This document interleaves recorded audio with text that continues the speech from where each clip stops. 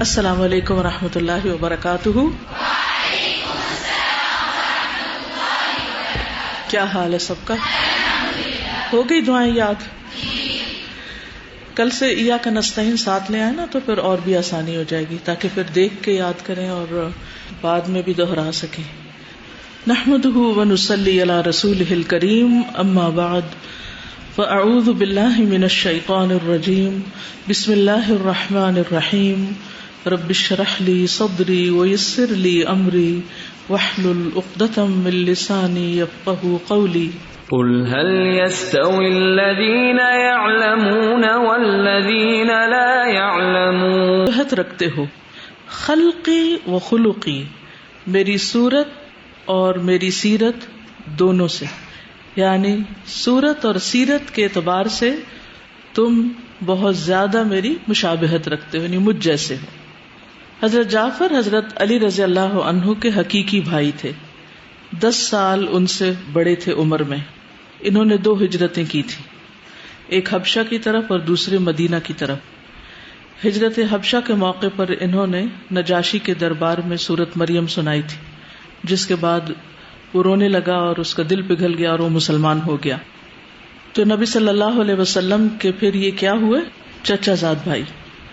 حدثنا احمد بن ابی بکر حدثنا محمد بن ابراہیم بن دینار ابو عبد اللہ الجہنی عن ابن ابی ذئب عن سعید المقبوری عن ابی ہریرہ رضی اللہ عنہ. امام بخاری کہتے ہیں کہ ہم سے احمد بن ابی بکر نے روایت کیا. احمد بن ابی بکر کی کنیت ہے ابو مصعب الزہری، نسبت ہے ان کی. یہ امام ہیں، مدینہ کے شیخ ہیں، اور یہ قرشی اور مدنی کہلاتے ہیں. مدینہ کے قاضی رہے. 150 ہجری میں پیدا ہوئے. انہوں نے مالک بن انس کی مجلس کو لازم کیا، یعنی ان کے شاگرد تھے. مالک بن انس کون ہے؟ امام مالک جن کو کہا جاتا ہے، ٹھیک ہے، موطا امام مالک جن کی مشہور کتاب ہے، صاحب مذہب بھی ہیں. اور ان سے فقہ حاصل کی، ان سے موطا کا سماع کیا اور موطا کی روایت کو خوب محکم کیا، یعنی ان کے راویوں میں سے تھے. زبیر بن بکار کہتے ہیں کہ یہ اہل مدینہ کے فقیہ ہیں اور اس کا انکار نہیں کیا جا سکتا.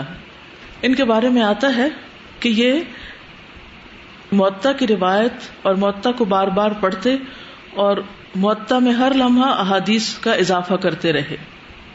ان کی عمر 72 سال ہوئی، 72 ایئرس کے ہو کر فوت ہوئے. ابو اسحاق اپنے طبقات میں کہتے ہیں ابو مصعب مدینہ میں سب سے زیادہ جاننے والے تھے، یعنی اپنے دور کے اعتبار سے، ورنہ امام مالک کا علم تو امام مالک کا ہی ہے. اور حدیث کے راوی صحابہ میں سے ابو ہریرہ ہیں رضی اللہ عنہ. وہ کہتے ہیں کہ ان الناس كانوا يقولون اکثر ابو ہریرہ، بے شک لوگ کہا کرتے تھے کہ ابو ہریرہ بہت زیادہ احادیث روایت کرتا ہے، اکثر کثرت سے روایت کی ہیں.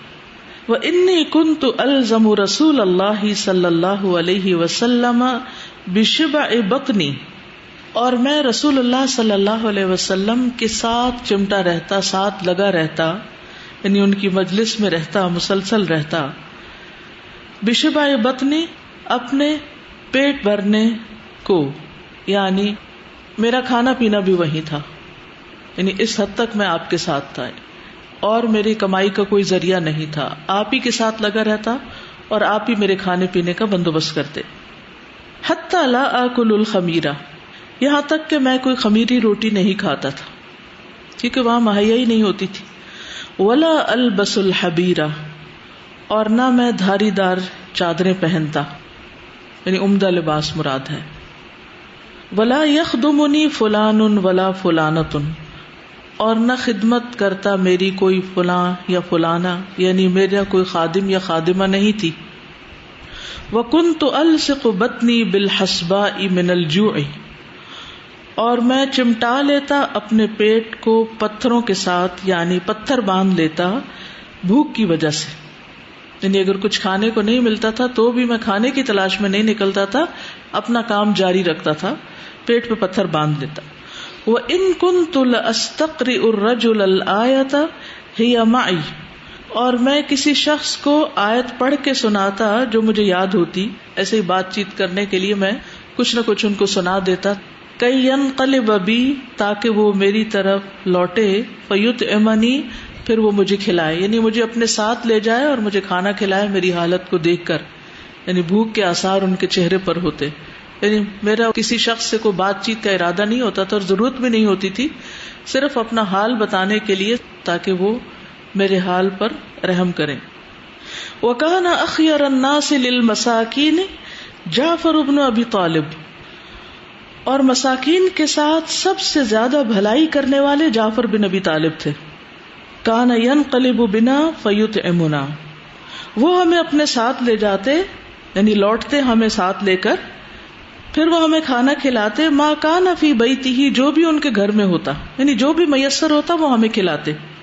حتی ان کان لیخرج الینا العکۃ التی لیس فیہا شیء، اگر کچھ نہ ہوتا تو ہمارے پاس وہ کپی ہی لے آتے جس میں کچھ بھی نہیں ہوتا تھا، بس صرف اس کے ساتھ کچھ نہ کچھ لگا ہوتا، شہد یا گھی وغیرہ، جس کپ جس برتن میں رکھی جاتی وہی لے آتے تھے، جیسے کوئی تھیلی ہوتی ہے.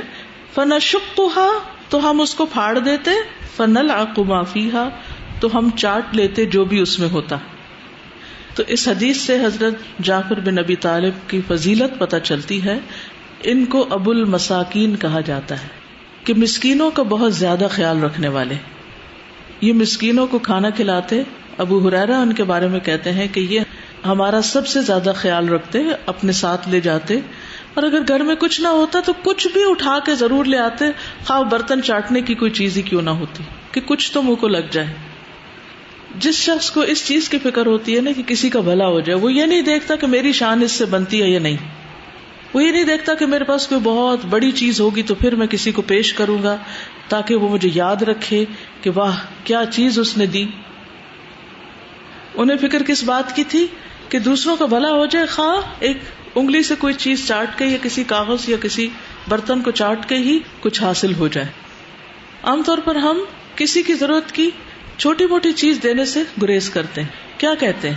ہے وہ کیا کہے گا، یہ جو جملہ ہے وہ کیا کہے گا، یہ کس قسم کا جملہ ہے، اس سے کیا بات پتہ چلتی؟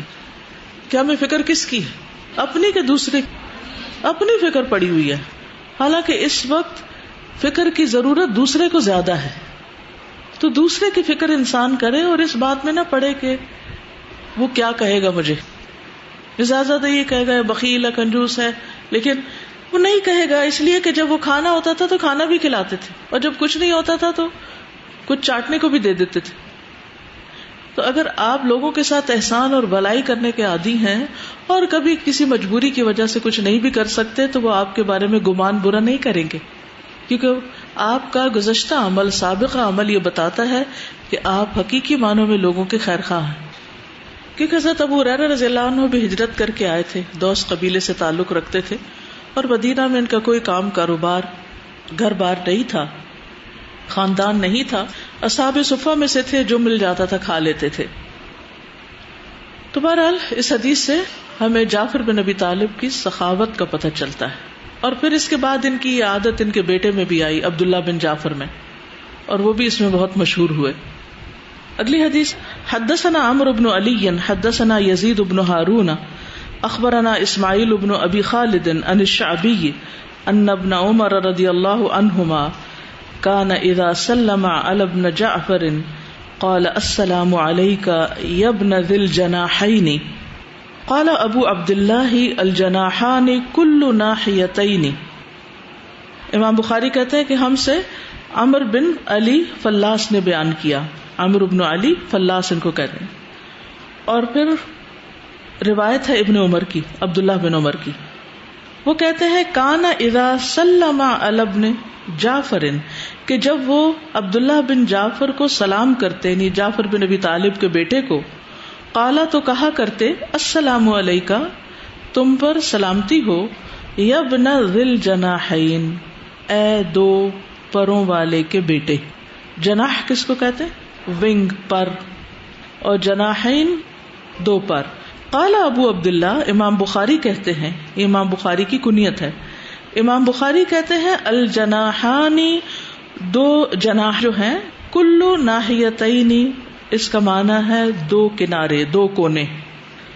تو ہمارے دو کندھے ہمارے جسم کے کیا ہیں؟ دو کونے، کنارے. ٹھیک ہے. اصل میں ذوالجناحین جو تھے یہ دراصل جعفر بن ابی طالب تھے. جعفر بن ابی طالب غزوہ موطا میں شہید ہوئے تھے.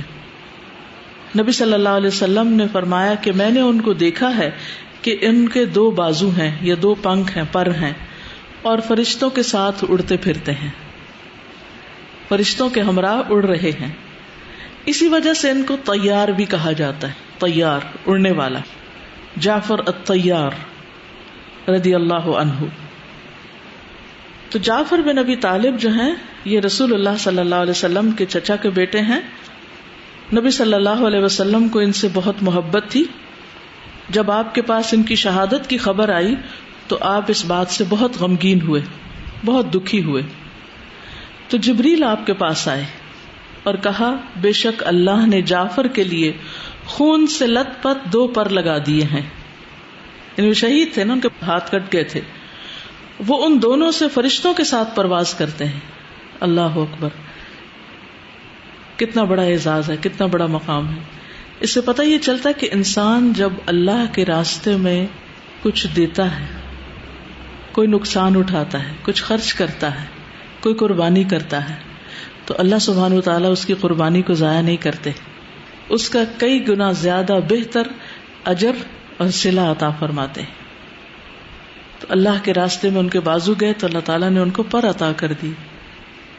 اڑنے کا سب کو شوق ہوتا ہے نا، اللہ سبحانہ و تعالیٰ نے ان کو فرشتوں کے ساتھ اڑا دیا. ابن عباس سے مروی ہے، نبی صلی اللہ علیہ وسلم نے فرمایا گزشتہ رات میں جنت میں داخل ہوا تو میں نے ادھر ادھر دیکھا تو جعفر فرشتوں کے ساتھ پرواز کر رہے تھے، یعنی جنت میں اڑتے پھرتے تھے. اور میں نے دیکھا کہ حمزہ آپ کے چچا تھے. کب شہید ہوئے تھے؟ وہ جنگ احد میں. وہ تخت کے ساتھ ٹیک لگائے بیٹھے ہیں، جیسے بادشاہ بیٹھے ہوتے ہیں تخت پر، تو وہ تخت پر ٹیک لگائے ہوئے ہیں. جابر کہتے ہیں کہ جعفر رضی اللہ عنہ جب حبشہ سے واپس آئے، اور آپ اس وقت کہاں تشریف لے گئے تھے؟ غزوہ خیبر کی طرف. تو نبی صلی اللہ علیہ وسلم نے ان سے معانقہ کیا، ان کو گلے لگایا. کئی سال کے بعد آئے تھے. نبی صلی اللہ علیہ وسلم کے بعد جود و سخا میں یہ سب سے آگے تھے. ابو ہریرہ کہتے ہیں کہ رسول اللہ صلی اللہ علیہ وسلم کے بعد جود و سخا میں جعفر بن ابی طالب سے زیادہ کسی شخص کو نہیں دیکھا گیا. کسی افضل شخص نے جوتے نہیں پہنے، نہ چپل پہنی، نہ اونٹوں کی سواری کی، نہ پگڑی پہنی. یعنی کوئی کتنا بھی بڑا کسی کا اعزاز ہو، کتنے بھی عمدہ لباس پہننے والا ہو، لیکن جعفر سے بڑھ کر کوئی نہیں عزت اور شان میں. یہ لباس وغیرہ انسان کیوں پہنتا ہے؟ تاکہ اس کا مقام مرتبہ بڑا ہو. لیکن اصل میں صرف اپنی شان و شوکت بڑھانے سے مقام و مرتبہ نہیں بڑھتا، بلکہ دوسروں کی خدمت کرنے، دوسروں کی مدد کرنے اور دوسروں کے دینے سے بڑھتا ہے. معرکہ موطا میں ان کی شہادت ہوئی تھی. عبداللہ بن عمر کہتے ہیں کہ رسول اللہ صلی اللہ علیہ وسلم نے غزوہ موطا کا لشکر جب بھیجا تو امیر زید بن حارثہ کو بنایا. وہ کون تھے؟ آپ کے آزاد کردہ غلام. تو رسول اللہ صلی اللہ علیہ وسلم نے فرمایا اگر زید شہید ہو جائیں تو پھر جعفر امیر ہوں گے، اور اگر جعفر شہید ہو جائیں تو عبداللہ بن رواحہ امیر ہوں گے. اور پھر یہ ہوا کہ واقعی آپ کے کہنے کے مطابق پہلے زید بن حارثہ شہید ہوئے، پھر جعفر شہید ہوئے، پھر عبداللہ بن رواحہ بھی شہید ہوئے، پھر خالد بن ولید نے آگے بڑھ کر جھنڈا اٹھا لیا اور اللہ سبحانہ وتعالیٰ نے مسلمانوں کو فتح دی. عبداللہ کہتے ہیں کہ اس غزوے میں بھی شریک تھا. عبداللہ بن عمر بعد میں جب ہم نے جعفر بن ابی طالب کو تلاش کیا تو ان کی لاش ہمیں شہداء میں ملی. ان کے جسم پر 90 سے کچھ اوپر نیزوں کے نشان اور زخم تھے، 90 سے زیادہ. کبھی ایک سوئی چبھ جائے، چھوٹی سی چھری کا کٹ لگ جائے، کوئی اور چوٹ لگ جائے تو ہمارا حال کیا ہوتا ہے؟ ہم پٹی باندھ کے بیٹھ جاتے ہیں. اور ان کے جسم پر 90 سے زیادہ زخموں کے نشان تھے، نیزے اور تیر لگے ہوئے تھے ان کو. اس جنگ میں انہوں نے بہت بہادری بھی دکھائی تھی. ابن عمر کہتے ہیں کہ اس دن غزوہ موطا میں جعفر کی لاش پر کھڑے ہو کر میں نے شمار کیا تو ان کے سارے زخم جو تھے وہ سامنے کی طرف تھے، پیٹھ پر ایک بھی نشان نہیں تھا، پیٹھ پر کوئی نشان بھی نہیں تھا. تو اس سے کیا پتا چلتا ہے کہ بھاگے نہیں، کہ جب یہ بھاگ رہے ہو پیچھے سے کسی نے مارا ہو، نہیں، مردانہ وار مقابلہ کیا. نبی صلی اللہ علیہ وسلم کے پاس جب ان کی شہادت کی خبر آئی تو آپ بیٹھ گئے اور آپ کے چہرے پر غم کے آثار تھے. نبی صلی اللہ علیہ وسلم نے آل جعفر کو 3 دن تک کچھ نہ کہا. پھر ان کے پاس آئے اور کہنے لگے آج کے بعد میرے بھائی پر کوئی غم نہ کرے. یعنی شہادت پر بھی غم تو کیا جا سکتا لیکن 3 دن کے بعد نہیں. پھر فرمایا میرے بھائی کے بیٹوں کو میرے پاس لاؤ، یعنی جعفر کی اولاد کو. تو ہمیں لایا گیا گویا کہ ہم پرندوں کے چھوٹے چھوٹے بچے ہوں، یعنی بال اس طرح بکھرے ہوئے تھے. پرندوں کے بچوں کے بال کیسے ہوتے ہیں؟ ایسے اکھڑے اکھڑے سے، بکھرے بکھرے سے. تو ہمارے بال بھی غم کی وجہ سے بکھرے ہوتے، کسی نے کنگھی وغیرہ بھی نہیں کی تھی. تو آپ نے حجام کو بلایا، نائی کو بلایا، اور آپ نے اس سے کہا تو اس نے ہمارے سر مونڈ دیے. یعنی آپ صلی اللہ علیہ وسلم نے کس طرح ان کا خیال رکھا، ان یتیم بچوں کا. عبداللہ بن جعفر کہتے ہیں کہ ہماری والدہ نبی صلی اللہ علیہ وسلم کے پاس آئیں اور ہماری یتیمی اور اپنے غم کا اظہار کرنے لگی. آپ نے فرمایا تمہیں ان پر فقر و فاقہ کا اندیشہ ہے کہ جعفر کے بعد ان کو کون لک آفٹر کرے گا؟ میں دنیا اور آخرت میں جعفر کے بچوں کا سرپرست ہوں، یعنی ان کی سرپرستی میں کروں گا، تم فکر نہیں کرو. اس طرح اس بیوہ کو بے فکر کر دیا. اگر تمام بیواؤں اور یتیم بچوں کے خاندانوں والے اس طرح کیئرنگ ہوں تو کوئی بچہ بھی یتیم خانے نہ بھیجنا پڑے کسی کو. عبداللہ بن جعفر کہتے ہیں آپ نے فرمایا محمد تو ہمارے چچا ابو طالب کے مشابہ ہے، یعنی ان کے بچوں کو کہا، اور عبداللہ صورت و سیرت میں میرے مشابہ ہے. پھر آپ نے میرا ہاتھ پکڑ کر بلند کیا، یعنی عبداللہ کا، اور دعا فرمائی اے اللہ جعفر کے اہل خانہ کو اس کا بہترین نعم البدل عطا فرما، اور اب عبداللہ کے دائیں ہاتھ کے معاملے میں برکت فرما. اور یہ دعا آپ نے 3 دفعہ فرمائی. اس کا کیا مطلب ہے کہ اللہ عبداللہ کے دائیں ہاتھ کے معاملے میں برکت عطا فرما، یعنی دینے میں، کمائی میں، خرچ کرنے میں. اور اپنے والد کے بعد یہ بھی بہت سخی تھے، بہت کچھ دیتے تھے.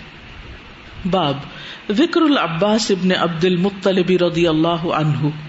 باب حضرت عباس کا ذکر جو عبد المطلب کے بیٹے تھے، نبی صلی اللہ علیہ وسلم کے چچا تھے. حضرت عباس یہ آپ صلی اللہ علیہ وسلم سے صرف 2-3 سال بڑے تھے.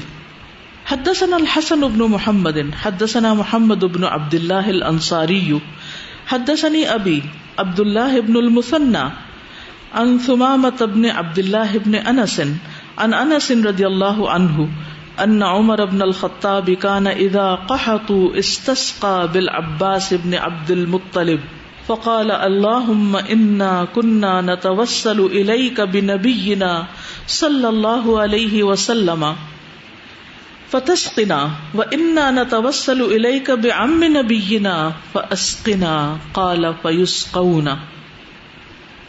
حدیث روایت کی ہے حسن بن محمد نے، اور حضرت انس صحابہ میں سے روایت کرتے ہیں کہ عمر بن خطاب کان اذا قحطوا، ان کے دور میں جب قحط پڑتا، استسقى بالعباس، تو عباس بن عبد المطلب رضی اللہ عنہ کے وسیلے سے بارش کی دعا کرتے.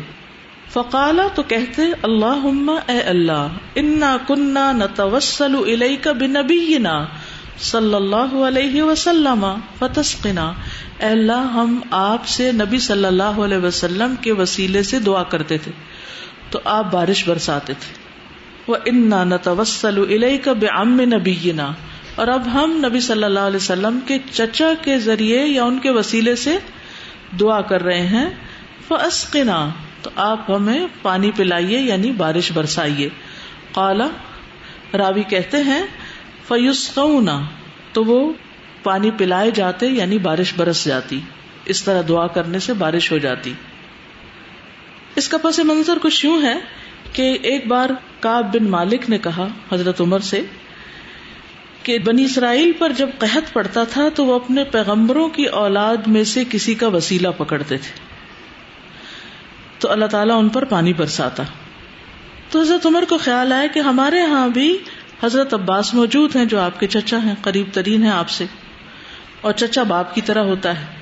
پھر آپ ان کے پاس گئے اور ان کو ساتھ لے کر ممبر پر لا کر ان کو پھر دعا کی تو اللہ سبحانہ وتعالیٰ نے خوب بارش برسائی. اور اس پر عقیل بن ابی طالب نے ایک قصیدہ بھی لکھا ہے، یعنی حضرت عباس کی تعریف کی ہے. باوجود اس کے کہ ان کی بہت فضیلت تھی اور حضرت عمر ان کا بہت احترام کرتے تھے، لیکن ان کو انہوں نے اپنی مجلس شورا میں شامل نہیں کیا ہوا تھا. اس کی وجہ یہ تھی کہ حضرت عباس فتح مکہ کے بعد مسلمان ہوئے تھے، تو حضرت عمر جو تھے وہ ان کو ترجیح دیتے تھے جو سابقون الاولون میں سے تھے. اس سے حضرت عمر کی فراست، دور اندیشی، معاملہ فہمی اور حکمت کا اندازہ ہوتا ہے کہ انہیں معلوم تھا کہ کس کو کیا کتنی رسپیکٹ دینی ہے، لیکن کام کس سے لینا ہے. انسانوں کی شناخت ہونا، انسانوں کو پہچاننا اور ان کی صلاحیت اور قابلیت کے مطابق کام لینا، یہ بہت اعلیٰ درجے کی کوالٹی ہوتی ہے. ہمارے دین کا بھی حکم ہے نا کہ امانتیں نااہل کے سپرد نہ کرو، کام ایسے لوگوں کو نہ دو جو کر نہیں سکتے. مثلا ایک شخص آپ کو بہت عزیز ہو سکتا ہے، وہ بہت متقی پرہیزگار ہو سکتا ہے، بہت پائس ہو سکتا ہے، لیکن اس کے اندر کسی خاص کام کے کرنے کی صلاحیت نہیں ہو سکتی. اسی طرح ہو سکتا ہے کوئی شخص آپ کو بہت پیارا ہو دوسروں کے مقابلے میں، لیکن وہ اس بات کے اہل نہ ہو کہ وہ مخصوص کام کر سکے. تو ایسے میں جب بھی کسی کو کوئی کام دیں تو اس کی قابلیت کو سامنے رکھ کر، اس کی اہلیت کو سامنے رکھ کر دیں.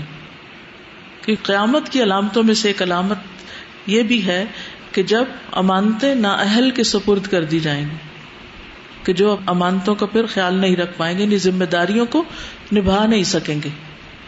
بعض اوقات کوئی شخص بڑا فقیر، مسکین، غریب ہوتا ہے اور اس کو بڑی ہی جاب کی ضرورت ہوتی، اور آپ کے پاس سیٹ بھی ہے، آپ کو بھی کام کا بندہ چاہیے، لیکن جس کام کے لیے آپ کو ایک شخص چاہیے وہ اس کے اہل نہیں. اب آپ کا دل پسیج جاتا ہے، بیچارہ بڑا ہی ضرورت مند ہے، بڑا روتا ہے، بڑا پریشان ہے، چلو اس کو رکھ لیتے ہیں. نہیں، اگر وہ اس کام کے قابل نہیں تو اس پر بھی ظلم ہے اور کام پر بھی ظلم ہے، اور اگر لوگوں سے متعلق وہ کام ہے تو لوگوں پر بھی ظلم اور زیادتی. تو ہمیشہ اس معاملے میں احتیاط برتنی چاہیے. جیسے گھر کا بھی معاملہ ہے تو آپ کے بچوں کی شخصیتیں مختلف ہو سکتی ہیں، ان کی عادات، ان کی صلاحیتیں، ان کے اخلاق، کردار مختلف ہو سکتے ہیں. تو گھر کے کاموں میں بھی مختلف کام جب تقسیم کریں تو ہر بچے کی اہلیت کے مطابق تقسیم کریں. اسی طرح اداروں میں، اسی طرح حکومت میں، ہر جگہ پر اگر یہ اصول بنا لیا جائے تو اس سے ملک و قوم اور ادارے بہت اچھی طرح ترقی کریں. کسی بھی ادارے کا زوال، کسی اسکول، کسی کالج، کسی بھی جگہ کا زوال، دراصل یہ کسی ملک کا زوال اسی سے ہوتا ہے کہ اس کے کارندے کیسے ہیں، کام کرنے والے کیسے ہیں. نکمے لوگ، نااہل لوگ ہمیشہ نقصان دیتے ہیں. تو ذمہ داریاں صرف ضرورت کے اعتبار سے نہیں دی جائیں گی کہ کون کتنا ضرورت مند ہے، بلکہ اس میں یہ بھی دیکھا جائے گا کہ جس کو دی جا رہی ہے وہ کتنا اہل اور قابل ہے. ویسے دو شخص ہیں، ایک کے ساتھ آپ کی بڑی دلی اٹیچمنٹ ہے، قلبی اٹیچمنٹ، اور دوسرا جو ہے وہ ذرا یعنی آپ کو اتنا ریگارڈ نہیں دیتا، ایک کام زیادہ اچھا کر سکتا ہے. تب آپ کو کیا کرنا چاہیے؟ اس کو چننا چاہیے، چاہے دل سے دور ہے، کہ کام کے لیے وہ بہتر ہے. اس سے آپ کو بھی فائدہ ہوگا، آپ کی بھی ہیڈیک کم ہوگی اور باقی سب کو بھی فائدہ ہوگا. تو اس میں حضرت عباس کی فضیلت بیان ہوئی ہے کہ کس طرح حضرت عمر رضی اللہ عنہ نے ان کو اہمیت دی، اور یہ اس بنا پر کہ وہ کعب بن مالک جو تھے انہوں نے یہ مشورہ دیا تھا. تو بعض اوقات کسی کا مشورہ بہت فائدے کا ہو سکتا ہے. ابن عباس کہتے کہ رسول اللہ صلی اللہ علیہ وسلم نے فرمایا حضرت عباس سے کہ دوشنبہ کی صبح کو، سوموار کی صبح کو آپ اپنے بیٹے کے ساتھ میرے پاس آئیں تاکہ میں آپ کے لیے ایسی دعا کروں جس سے اللہ آپ کو اور آپ کے بیٹے کو فائدہ پہنچائے. یہ بھی ہو سکتا تھا کہ آپ وہیں کھڑے کھڑے دعا کر دیتے، لیکن اس وقت ہو سکتا ہے کہ صرف عباس ہو، ان کے بیٹے نہ ہوں. تو آپ نے فرمایا کہ فلاں دن آپ میرے پاس آئیں، بچے کو لے کر آئیں تو میں آپ کے لیے دعا کروں گا. صرف دعا کرنے کے لیے بلوایا. پھر وہ صبح کے وقت گئے اور ہم بھی ان کے ساتھ گئے. ابن عباس روایت کرتے ہیں، عبداللہ بن عباس. تو آپ نے ہمیں ایک چادر پہنا دی، پھر دعا کی، اے اللہ عباس کی اور ان کے بیٹے کی بخشش فرما، ایسی بخشش جو ظاہر اور باطن دونوں کے اعتبار سے ایسی ہو کہ کوئی گناہ نہ چھوڑے، یعنی سارے گناہ ان کے مٹ جائیں. اے اللہ ان کی حفاظت فرما، ان کے بیٹے کے سلسلے میں یعنی ان کے حقوق کی ادائیگی کی انہیں خوب توفیق عطا فرما، یہ مراد تھی. ہمیں آتی ہیں ایسی دعائیں، دعا کے الفاظ کا انتخاب اور دعا مانگنا کسی کے لیے اور پھر اس کے حسب حال اور اس کے فائدے کے لیے. اور جب آپ کسی کے لیے دعا کرتے ہیں تو اس کا مطلب یہ ہے کہ آپ کے دل میں اس کے لیے بہت خیر خواہی ہے. اس سے آپس کے تعلقات بھی بہتر ہوتے ہیں جب آپ کسی کو دعا دیتے اور دل سے دیتے ہیں. باہم غلط فہمیاں دور ہوتی ہیں کیونکہ دعا آپ صرف اس کو دیتے ہیں جس کی طرف سے آپ کا دل صاف ہو اور آپ اس کو فائدہ پہنچانا چاہیں. دیکھیے، ایک وہ فائدہ ہوتا ہے جو آپ خود کسی کو پہنچاتے ہیں، کوئی چیز آپ کسی کو دے دیتے ہیں، اور ایک یہ ہے کہ چیز تو نہیں دیتے لیکن اللہ سبحانہ وتعالیٰ سے اس کے لیے دعا کرتے کہ وہ اس شخص کو فائدہ پہنچائے، دنیا کا یا آخرت کا. زیادہ بڑی دولت کیا ہے، بڑا فائدہ کیا ہے؟ دعا. کیونکہ جو کچھ اللہ سبحانہ وتعالیٰ کسی کو دے سکتا ہے وہ آپ تو نہیں دے سکتے. آپ تو کسی کو ایک دفعہ ایک بار کوئی چیز دے دیں گے، لیکن اگر آپ نے کسی کو ایک بار کوئی ایسی دعا دی جو اس کو اور اس کی نسلوں کو لگ گئی تو پھر کیا ہوگا؟ ایسے خزانے اور ایسی خیر کہ جو کبھی ختم نہ ہو. تو دعا دینے میں کبھی بخل نہ کریں اور ساتھیوں کے لیے دعائیں کرتے رہیں، چاہے وہ آپ کو نہ بھی کہیں پھر بھی کریں. ضروری نہیں ہوتا کہ کوئی کہے کہ دعا کرے تو پھر کریں. جب کسی کا کوئی احسان یاد آئے، جب کسی کی کوئی خوبی یاد آئے، جب کسی کی کوئی ضرورت یاد آئے، کسی کی کوئی تکلیف یاد آئے تو آپ خود بخود اس کے لیے دعا کرنا شروع کر دیں.